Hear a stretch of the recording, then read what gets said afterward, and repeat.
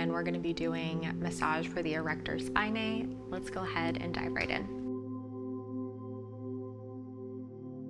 So sometimes I will do compressions to start, but I think I'm actually going to go ahead and grab some oil and just dive right in, so that we can use our full time with some really cool techniques. So it's really lovely to, when your focus is on the erector spinae, it's really nice to work on the lats as well, especially to warm up.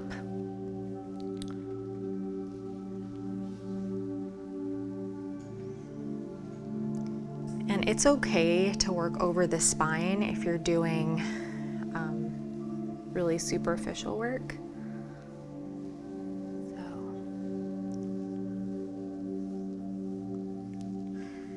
And the goal is just always for everything to feel like it fits together. And so I know when I've gotten massages and people apply oil like it's just a means to an end, it's just not as satisfying. So just incorporating some relaxing effleurage as I apply this oil. And sometimes it can be a little harder to find as smooth of a flow when I'm working with oil as opposed to like a nice thick lotion. But everybody has their own unique preference way of working. And I'll move this hair a little bit.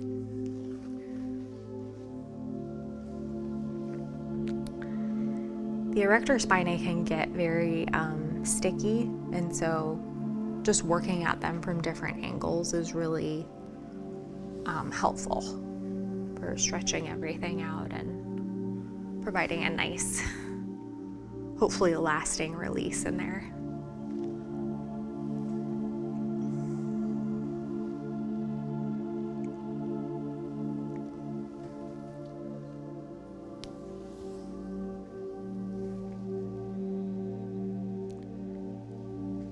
And I'm going to start working on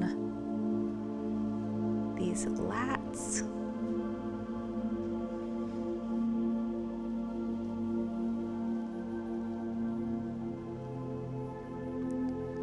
Lats are a wonderful thing if you're wanting to just learn massage for fun. The lats are really easy to find, and they're so broad that you can just practice honing in on your techniques. It's a fun muscle to get to work on for sure.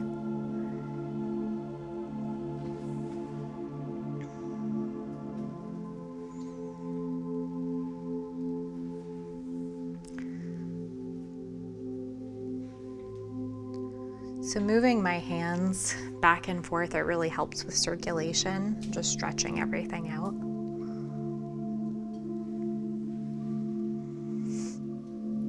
You can also walk the hands. It can feel really nice.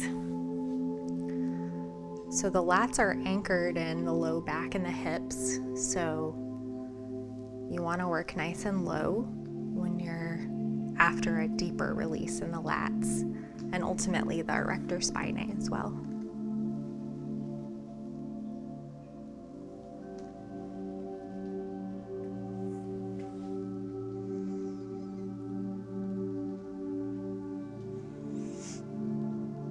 It is more challenging sometimes working on smaller framed women. I find that it's just easier to work on, bigger men in some ways.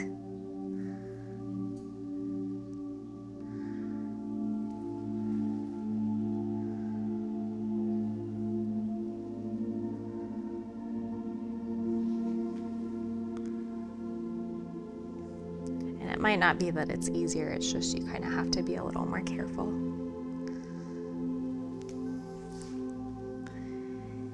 And whenever I work on one side, I like to just do something a a nice effleurage stroke on both sides to kind of start to walk my way over to the other side.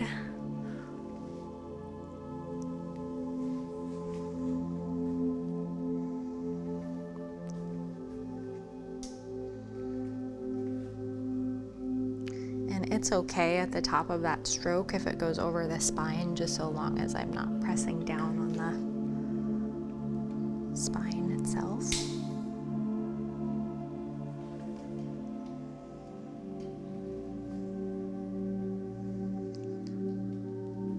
This is also really helpful in shortening the erector spinae, making them squeeze together.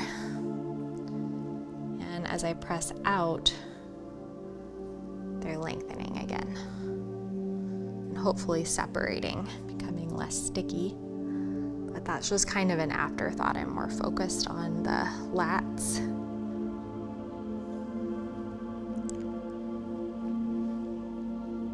Usually if I don't have a lot of time, I'll just kind of drag my hands across the lats for a few moments.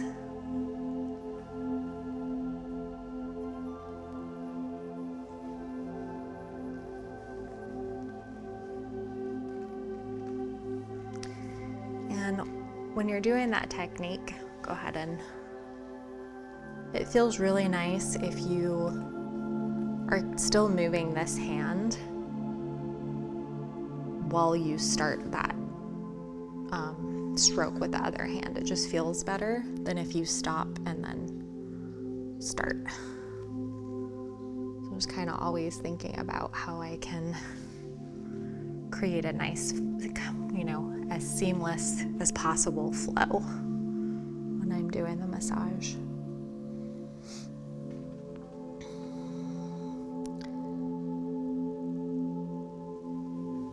So doing a nice effleurage stroke across the iliac crest is really good for the lats as well, because they are anchored in the hips and the low back. So just a nice long stroke.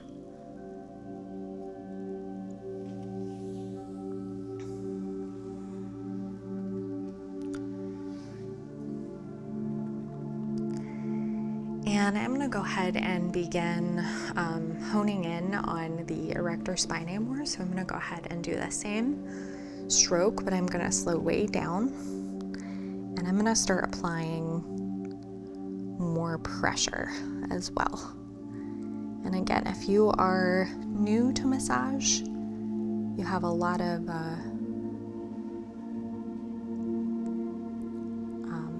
this is just a really great thing to practice if you want to start doing work in the middle, in the mid-back. You have a lot of control here. And you have a good bit of sensitivity as well in your hands. At this point, I'm starting to pick up on, higher areas of tension that I'm going to need to focus a little bit more on. And I like to do several passes with my fists before introducing my forearms. And before I forget, I'd like to thank a few of our patrons. I would like to thank Ashley Steed, Brent Davis, and Christopher Napolitano. Thank you guys so much for your support. And Christopher, I hope that I got your name right.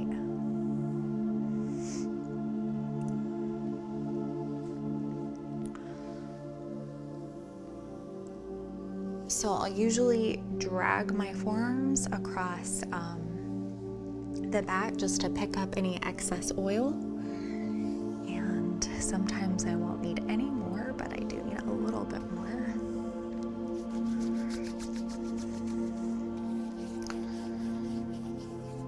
If I'm doing an hour or a 90-minute massage, I usually take my hands off of my client a few times just to give us both a little break, a little breather. You don't want to always be taking your hands off, but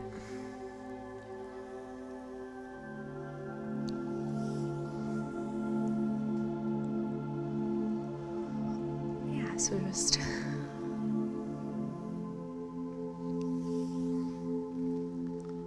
working on the erector spinae and the lats.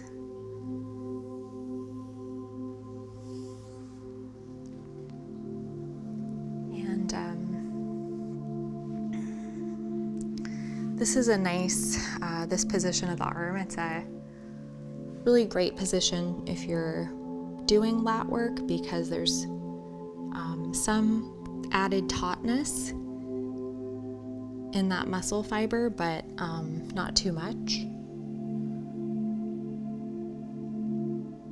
And really just working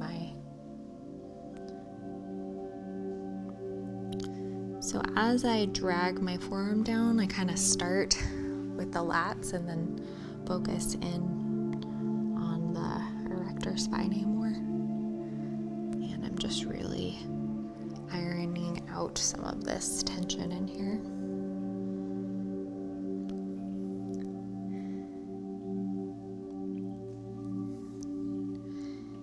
You know, I think we've all had that feeling of like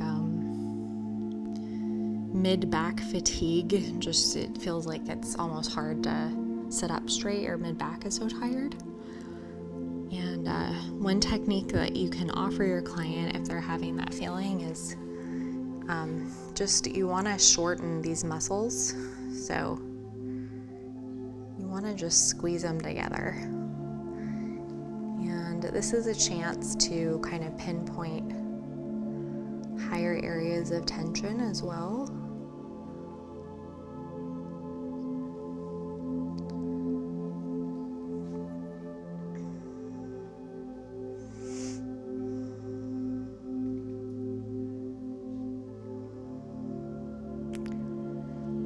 Working on a smaller framed person, you do need to be careful of not hitting ribs, or especially that lower floating rib if you work.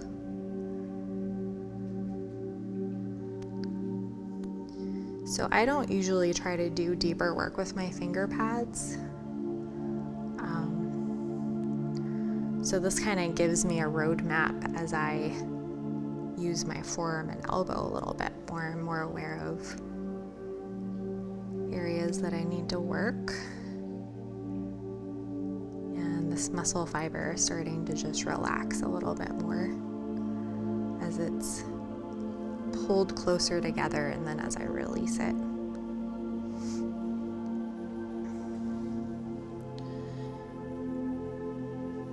Just ironing some of that out still, and it's really can feel really good if you anchor the hips, if you just rest your elbow on that glute medius, and then a nice stroke up along the lats and the erector spinae.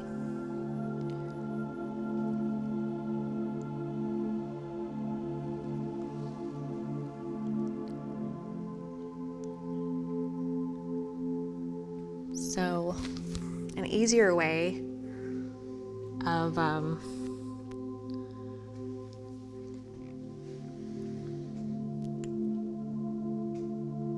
shortening the erector spinae is if you just press in towards the spine with your forearm.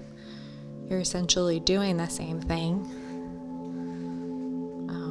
with a broader surface area, which is always easier.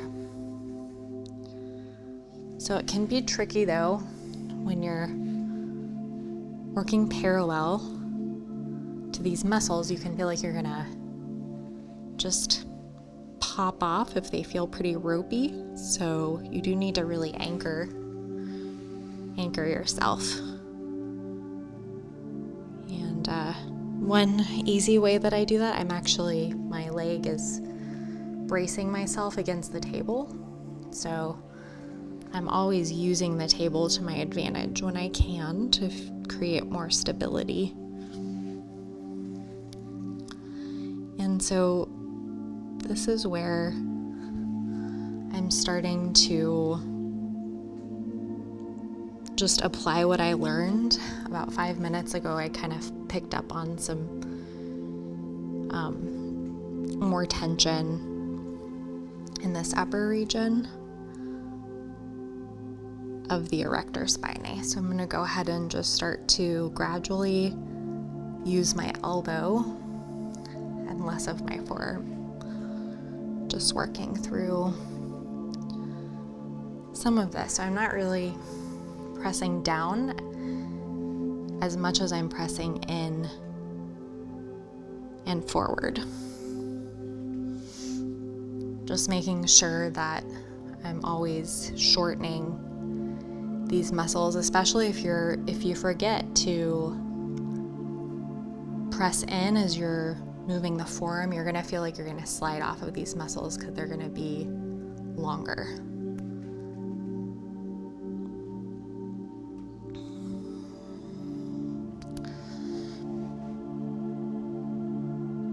And if you start to feel any sort of mental fatigue from just like focus, you can always throw in, something that feels really good that requires a little bit less focus. And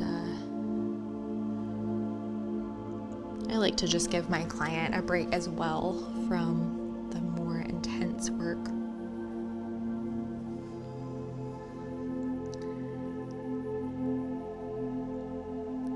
And I'm actually going to go ahead and just wrap up this massage so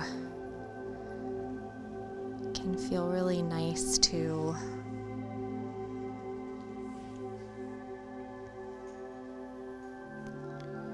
just kind of end how we started, more or less.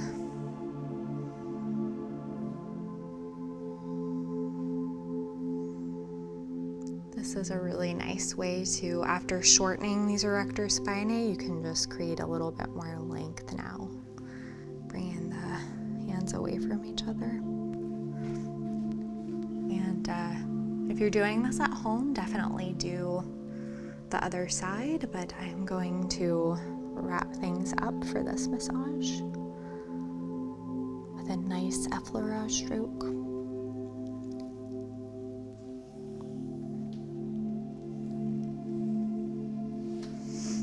And taking my hands off nice and slow to end this massage. Thank you for joining us today. If you enjoyed today's video, you should check out our Patreon page where you'll find some exclusive content. I look forward to seeing you there.